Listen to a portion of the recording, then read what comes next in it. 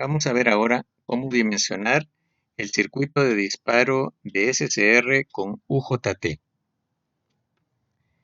Acá tenemos este circuito, tenemos la alimentación, tenemos la resistencia de carga, lo que va a consumir la potencia, y este es el circuito de control. Aquí tenemos el elemento de potencia, el SCR, y esto es el disparo, ¿verdad? El circuito de disparo. Tenemos una fuentecita acá para alimentar aquí el circuito de disparo con diodo Zener.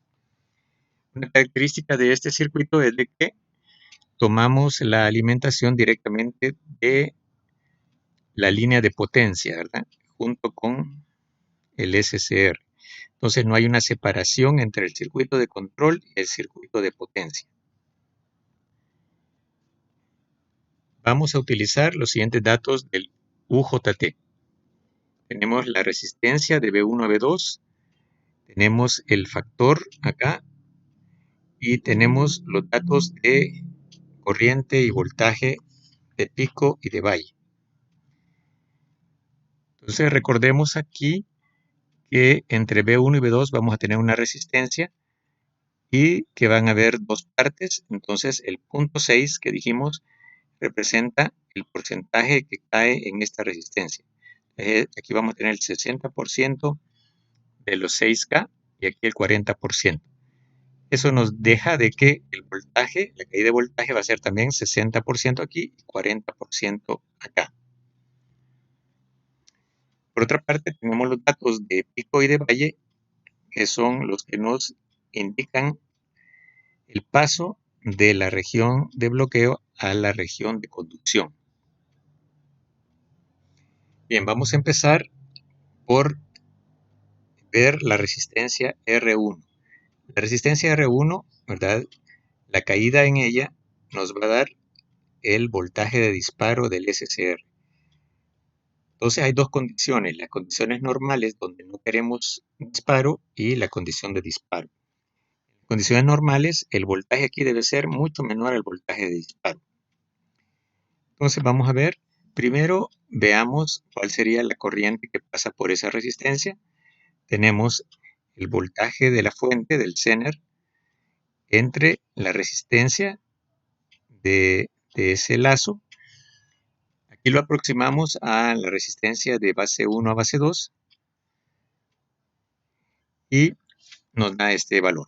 Entonces, la resistencia R1 deberá ser, ¿verdad?, una caída inferior a la de disparo. El disparo es más o menos en 0.7, es un voltaje menor entre esta corriente. Eso nos da aproximadamente 100 ohmios, lo que tenemos acá.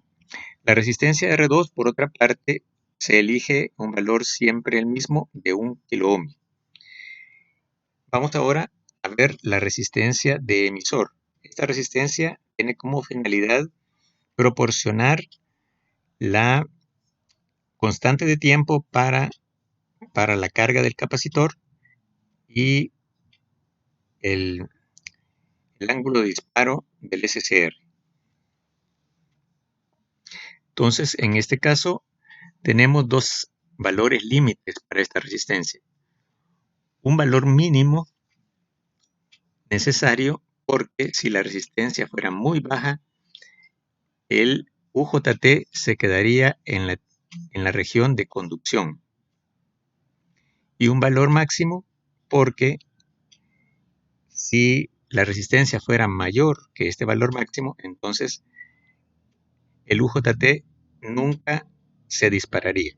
Quedaría siempre en la región de bloqueo. Entonces tiene que estar en medio de estos dos valores. Calculamos el valor mínimo en base a las condiciones de la región de conducción, el voltaje de valle y la corriente de valle. Y para la resistencia máxima, las condiciones de pico. Acá necesitamos el voltaje de pico que se calcula con el voltaje de la base 1 a la base 2. En este caso, por simplicidad, se ha tomado el voltaje de la fuente, el voltaje Zener. Tenemos el factor nu por el voltaje más la caída en la unión PN, nos da esto. Finalmente encontramos el valor definitivo de RE. El valor definitivo de RE lo encontramos sacando acá una media geométrica, ¿verdad? Entonces acá nos da un valor de 125 kiloohmios.